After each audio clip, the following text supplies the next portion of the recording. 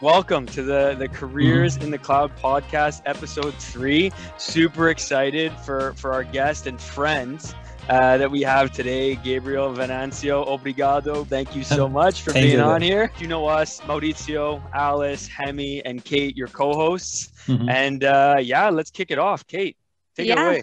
Well, thank you very much, Gabriel, for joining us. Really excited to have you on. But yeah, we really want to just start off right at the start, going back all the way to where it all began. So you sort of left the university, it started from there, and you were unemployed and you were sending CVs here and there. So how did it go from there? When you talk with the normal sales guys, right, or anyone in the tech industry, you hear the stories how they started, right? So they normally come from a science computer degree, or they already were working in another tech computer, so they are migrating to Salesforce. For me, it's a kind of bit different because I say that Salesforce only happened in my life. Okay, it was totally unexpected. I came from a different background. I have this degree in business management, and I came from a sales environment, and I was unemployed at a certain time. I was like looking desperate for a job, and I giving my CVs to everyone. So I received a proposal from this company that works with Salesforce in Brazil. The guys come with this good proposal, say, hey, we are gonna give you 1 week of Salesforce training. And after this 1 week, we are gonna give a test. And if you pass in this test, we are gonna give you an opportunity. That sounds like some recruitment companies, to be honest. Yeah, it was a totally different because we'll give you a week. Good luck. See if you can swim. Yeah, if you succeed, you're going to get a job. If you failed, we are going to get certification that you participate of the training, so you can use in your CV. But I've had never heard about Salesforce or any kind of technology before. The only technology that I've known that moment was like Excel sheets, and that's all. And then I started to do this training. It was really kind of fun, but at the same time really hard to understand the concepts of the platform. And in the end, I did the test and I passed. And then I got an invitation to have a final interview. But my interview was to be a sales not sales cloud consultant, but commercial, like account management and consultant for Salesforce. For my luck in the end, because I'm not a salesperson, definitely I'm not a salesperson, the guys had one position offer for a consultant. So I applied for that, and so I started my career in the company. And the first year for me was really tough. Right? It was a lot of pressure. I started many projects, and in the beginning, when you are a consultant, there are a lot of things that you should know about the daily work or how to treat a customer and so on.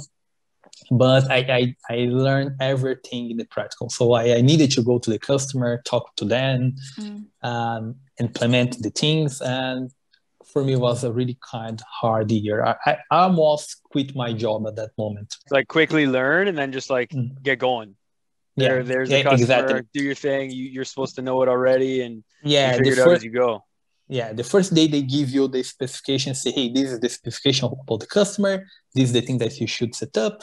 Go ahead and start to do. Do you feel that's the best way to learn, though, Gabriel, at the beginning? Now I see that it's the best way. But I would do differently. I would start making more. You wanted the support, right? But I think being a consultant, it's a lot about IT, but also revenue. So that's you have to hit the ground running and really just go straight in. And there's no kind of onboarding or development. Yeah. Kind of set yourself up in Brazil, right? You had your first job. Like, what came next? After this first crazy year, I started to become or to make my path in the Salesforce. So I started to take my first projects, leading the projects, right? So I basically reboot my career in that moment because I said, okay, I need to take small projects first. So these really quick start projects where you can lead from end to end, so you don't need to worry with big implementations. Something fast, something quick. You need to talk with the customer. just a few times. That I could deliver some project, and this gave me confidence too. And then I felt motivated again. After that, I started to think about my certifications, right? And then I applied for the first certification, applied for the second, and so on. So I started to grow my career with the time. And after 2 years, maybe I was able to take the leadership of these enterprise projects, like the big project where you could have different connections, different players, talking to project managers, CEOs, and so on. But at some point, I realized that that was not enough for my career, because I had already 2 certifications. I was going for the third one, and there's one limitation that one guy can go, right? I know that you can say, okay, you can be a director, you can be a CEO, you can have your own company, or you can go for one of the big techs. That can be, but also has a limit, right? Especially in the language terms. The first 3 certifications that I got was in Portuguese. That was the limit. Salesforce doesn't have much certifications translated in different languages, right? So I got the only 3 that we had in Portuguese I got. And I said, okay, I cannot go further. I cannot, for example, go to the Dreamforce, the biggest event, if I don't have the English. I want to be able to, access some kind of documentation in Salesforce, because believe me, Salesforce has tons of documentations from them, from partners, from everyone in the internet, in the tech community. But you can only access these documents if you know the language, right? You need to learn English. It's the basic. And also the certifications. To get more and more certification, you need to have English. And like I said, if you want to go to the Dreamforce, list some keynote, you need to learn at least some basic level in English. So I didn't have that, right? I was unable to communicate in English. I didn't have any conditions to proceed with that. So I said, I put this goal on my career. Say, if I want to go further, I need to learn English. What is the best thing that I can do to learn English faster? Because otherwise I will spend 5-6 years in a normal regular school, twice per week, 3 hours, 4 hours per week. That will take a lot of time. I need to learn fast.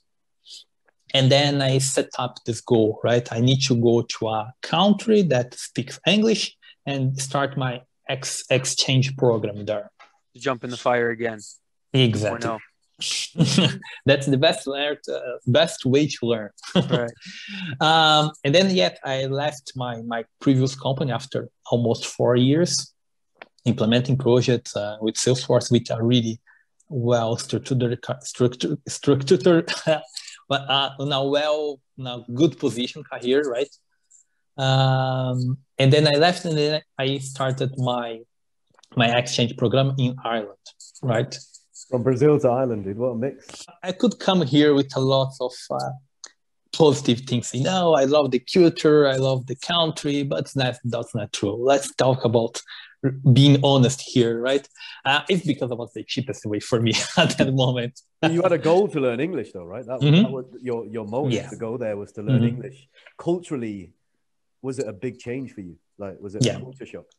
It was a big challenge because I needed to leave my country with my family, my friends, establish a new life there. Even I would not stay too much time, but I needed to restart again.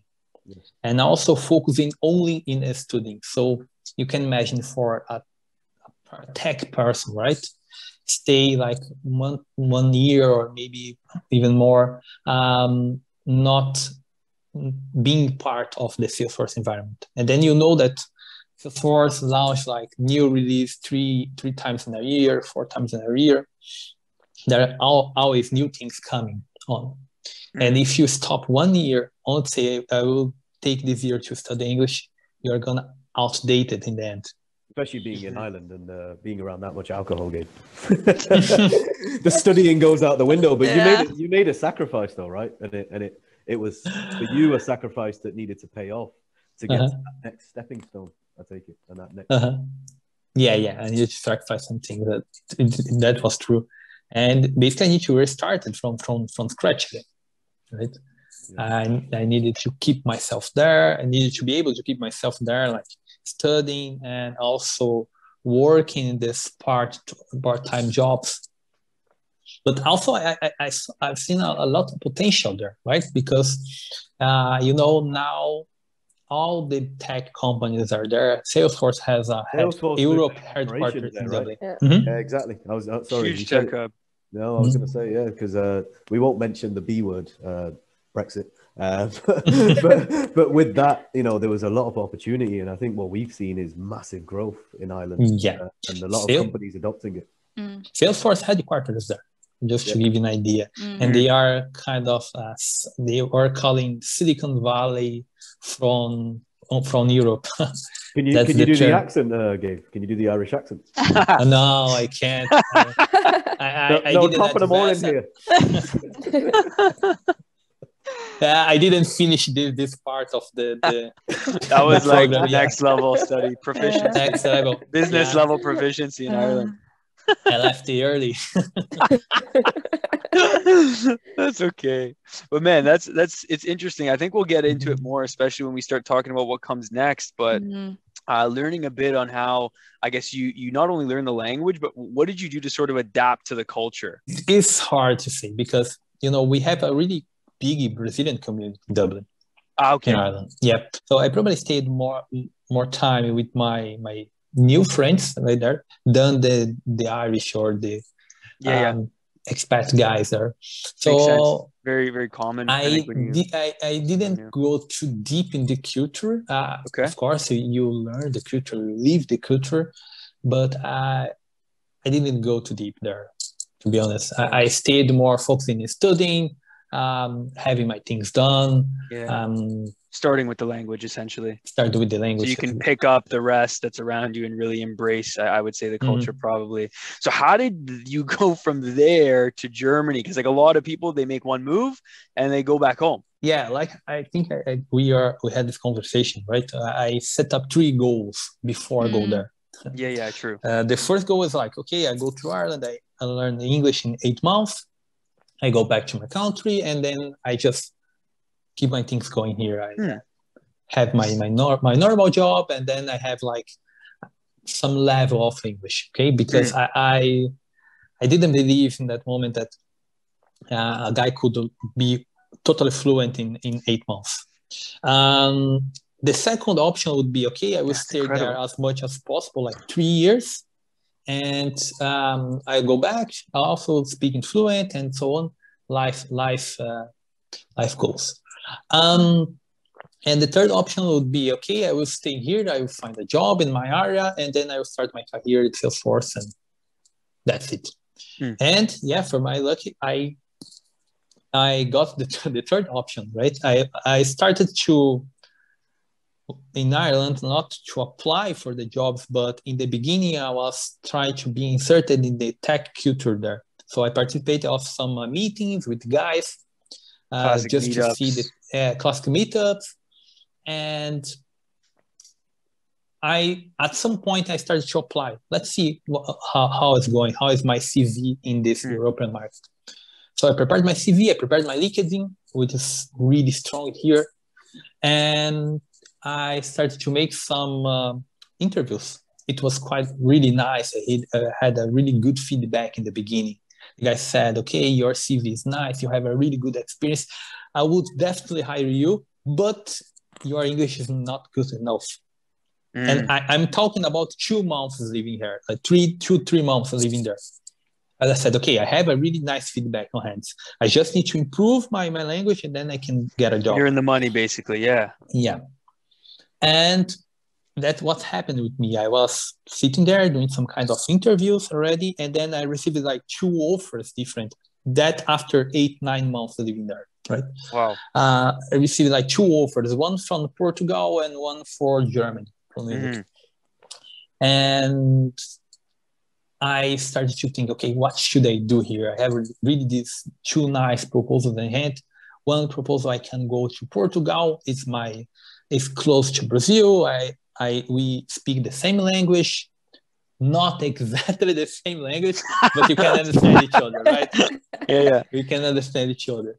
I can go there and have my career. But on the other hand, I can go to Germany, like one of the richest countries. I can be able to speak one more new language and also keep improving my English, because I will not have the opportunity to speak with Portuguese there. Right? Okay, I said, okay, sounds better, go to German. And then I moved to Munich. Because a lot of things we get asked from candidates is relocation, right? And now with COVID, it's a game changer. You don't have to even relocate anymore. But because you already made the move to Dublin, was it easier than going to Munich and setting up, because it was the second time you've experienced it? Was that part easier? No, I think it was even harder. Because when you move just to study, you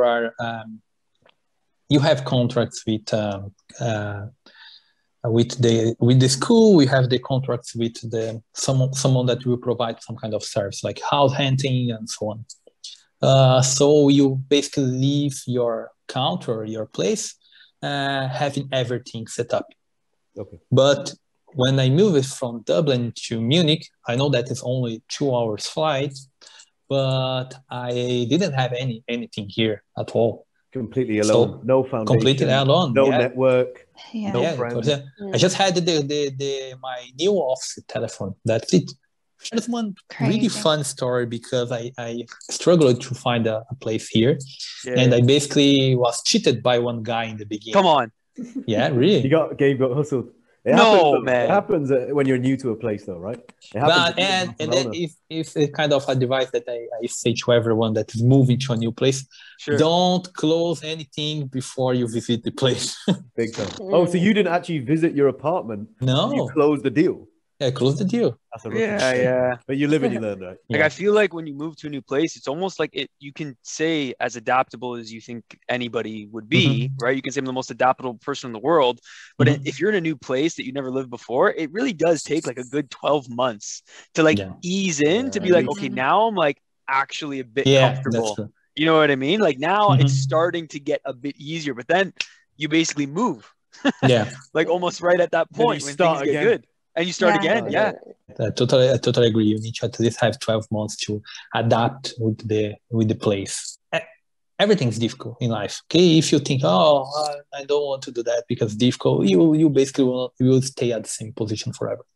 But you need to go. You don't need to be afraid. You can learn from every kind of situations. Like I could have stopped when the guy gave me the first feedback. The negative feedback, say, hey, I know your CV is really good, but your English is not good enough. You have an English like I don't know. I would say something bad here, but I'm not, because we are recording. You can tell Gabe had one word to say there. Nope, can't find it. Yeah. But I could have stopped at that moment. But I left that place. Say, hey, what a really good feedback the guy gave me. He was really nice and kind. He just spent like 30 minutes talk with me, and probably he's a business person. He has like tasks and so on. So I think that would be my advice. Don't be afraid. Just go. Yeah, believe in your instincts. Believe in your heart, and go for it. When you relocate to a place like Germany, which has a strong culture, how did you maneuver yourself? I mean, you're still doing it, right, Gabe? So, I mean, the biggest thing for minorities, whether you're from Brazil, India, doesn't matter what part of the world you're in, I think the biggest struggle that any candidate watching this will have is, how do you maneuver yourself in a culture where it is quite tight, maybe has their own mindsets. Some people may say certain parts are more old-fashioned than others. How did you overcome that? How did you maneuver yourself to a point where they accepted you and you actually, flourished? For every kind of professional, you need to be very clear. The things that you can do, the things that you can't do. And especially in the Salesforce world, right? I've seen too many guys say, hey, I can do that. But That's They not say true. yes to everything, right?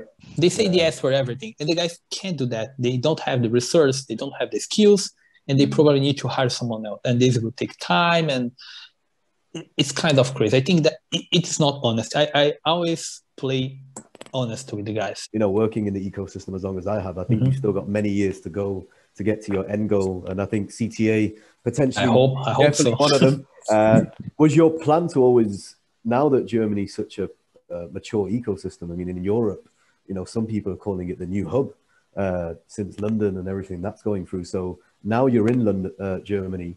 Do you see a future to stay there for the foreseeable? For sure. Or potentially even go back to Brazil? Yeah, no, for sure. I see a lot of potential here, right? There's many companies that still don't have Salesforce or any kind of tech in place. They have this growing economy, so they can invest in technology. You just need to try to convince them to invest in technology. I think I see a lot of potential, and I probably want to surf this wave for some time yet in Germany. And maybe in the future I can come back to my country and open a business there, or I don't know, working as consultant, or I don't know. Brazil is an interesting market though right now, no doubt. There's a lot going on there. Latin's booming right now. Latin's booming. Yeah, big time. I think Salesforce, the world's your oyster, right? Anyone watching this who's probably looking at Gabriel thinking, I'm not a techie, you know, I've not come from a technical background. Because that's one thing that I think is important with Salesforce, seeing people like you who have not come from that technical background get to where you have, it gives hope to other people, right? Who are not from that background, and maybe from backgrounds where you don't have access to a computer, you know, like technology, programming. So, you know, that for me is probably the biggest inspirational thing. The fact you weren't from that background and you immersed yourself in the ecosystem so much to the point where now it's your life. You couldn't imagine being without Salesforce, right? Yeah, that's true. Salesforce offers a job for everyone, right? You don't need to be a tech guy to be in the Salesforce environment. So you can be a market person, and that's fine. You can be a sales person like I was in the past. That's fine. You can be a person that comes from the field, like a service person. Like you can work in a central with the answer the phones, and that's fine, because you can adapt yourself to that reality. You don't need to code, or you don't need to have this real technical skills. I even don't have the technical skills yet. I want to have at some point, like, be able to write a code from zero. For me, I admire this kind of person. I'm not this person at this point, but and that's fine. Everyone can learn. Given that you've worked in so many different cultures already, what do you find most challenging when it comes to customer requirements in the German market? So I think the language is the most difficult part, because if you are not comfortable, sometimes in the German market, they are not comfortable speaking in English. I think they want to be as much understandable as possible. So they prefer to speak their own language. So that's the hardest part, because I didn't reach this level yet. Apart from that, the touch with the customer is okay, it's good. If the customer agree with you in the aspects of the project, believe they will follow that till the end. You follow the rules, huh? Yeah, they follow the rules. If you set up the rules, so that's the important part. You need to set up a really good and clear rules in the beginning, so you can have like a really good project running. Yeah, there's a lot of integrity, I find, once those rules are set, right? Like everything is pretty much is what you see, right? What you see is what you get. Believe me, I had a lot of trouble with not following the rules in the past. Honestly, me too.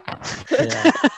I have to say, me too. But I feel like we learned pretty quick. What do you like the most about the Salesforce in general, like on the tech side, and then on the community side of it? The tech side, I like the way that Salesforce faces the market, right? They are not only sitting there and say, hey, I'm the market leader in CRM, I don't care about the technology. No, they are always innovating. So if they see some kind of nice technology in the market that can aggregate to the cloud, so they are buying this company, you just So recently, the guys acquiring Slack. Since I arrived in Germany, everyone uses Slack and Salesforce, and they keep asking me why we cannot integrate both. And now you see that we can integrate both. Like the guys just acquired this Slack, so they are kind of really this biggest players. Say they are always buying these small tech companies or other big tech companies and integrating in the same ecosystem. I think in the end, they want to have only one single environment for everything in the company. If you are from HR, they have one platform for you. If you are from marketing, they have one platform for you. So, and then they want to have everything connected at the same point. For me, that's the best idea. Right? Yeah, for me, that's the best idea. Already with the industries and how they're going into more industries, and it seems that's the way it's going anyway. Exactly. When they started Salesforce, they had I think in the past 5 clouds in the maximum, like sales, service, marketing was a really distant idea. I think they have analytics, but with another name. I still remember when Wave came out, when Wave was first released. Yeah, no, I worked with Wave since the beginning. In the tech side, I like this approach from Salesforce. They are always growing and acquiring new technology. So for me, that's the best. I always want to learn something new. If you look in the community side, it looks like the most of the technologies community, right? The guys are always helping each other. If you look in the community that they have in US, for example, that is the real community, because there they apply for tech topics, but not only tech topics, for human topics, right? Human being, well-being. They want to connect all the races or all the people from different culture. They have this Ohana program. So they treat everyone as a family and as an equal. What would you say is a key takeaway for somebody who is looking to, it doesn't have to be Germany, but really move anywhere else outside of their home country to get involved in that community, to network, to really just put their best foot forward, as opposed to just maybe jumping on a few Facebook or LinkedIn groups, maybe going to a meeting here and there, anything above that you think they can really do to really get involved in that community and make an impact and meet people? First things, I think the person needs to have some kind of experience in Salesforce in their own country. If they don't have that and they want just to live abroad, having a new experience, that's not going to work. So the easiest way is having a proper Salesforce experience in their own country. Take some kind of certifications, making trainings online, and be ready for the next step.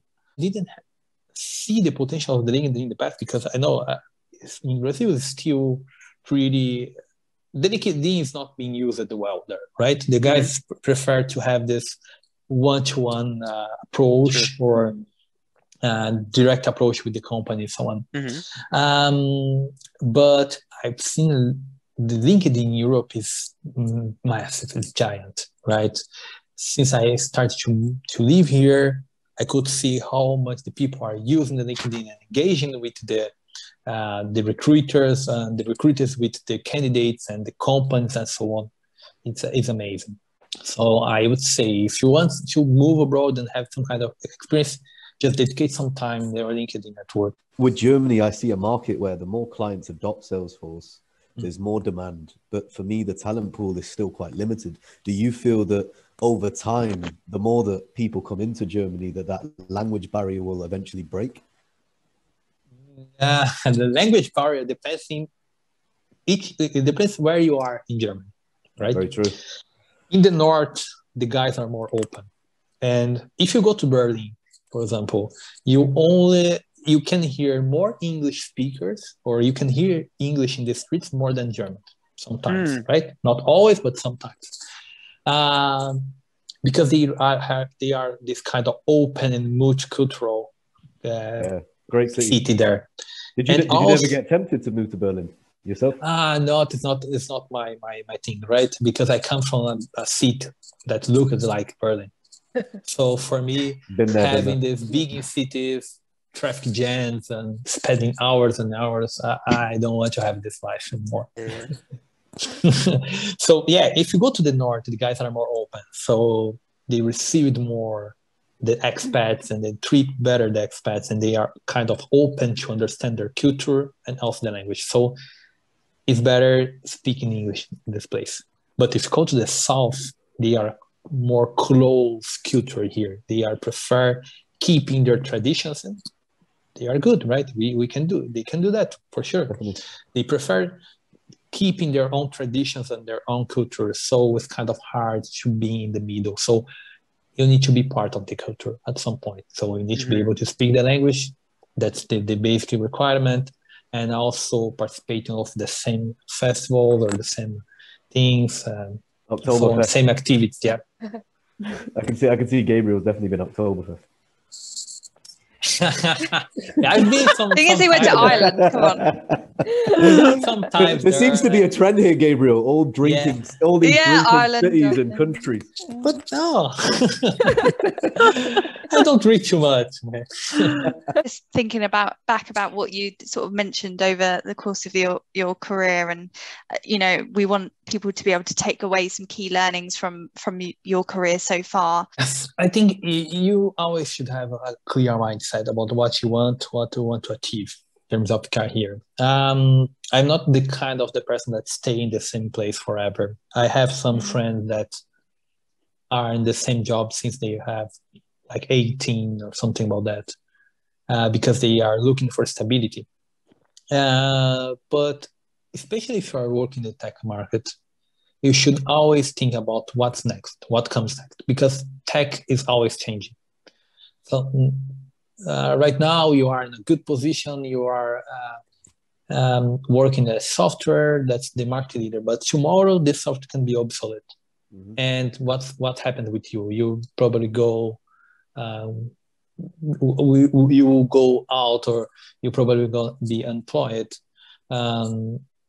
So you need to always keep learning. So, and always having this clear mindset. Okay, what is next? What should I do? What I want to be in, I don't know, in the next 5 years. I know that this sounds like a HR question or a recruiter's question sometimes, what you want to achieve, but that's true. That's a really, really, really good question, because you need to be focused on the next step. At least to not to stay in the same position or in the same company for a long time. You need to think, okay, what should I do to be in this position for some more time? I think that's the mindset that everyone should have at some point. And the second one, you need to adapt to different. You need to be able to adapt to the changes, right? I think they sound like similar points, but for me, they are kind of different, because if you are able to adapt to different situations, I'm not talking about only learning new skills, but let's say that you are in a company, this company is changing their focus, right? You need to be able to navigate to that direction. Or if you are not comfortable with that direction, you say, okay, I don't want to be part of that, but I'll go for my own direction. Be honest with yourself. Yeah, be honest with yourself. But you always need to be able to adapt, because sometimes you are leading a project, or you are just implementing these nice features, and the customer comes to you and say, hey, we need to make this change. I will pay for you, but you need to make the change.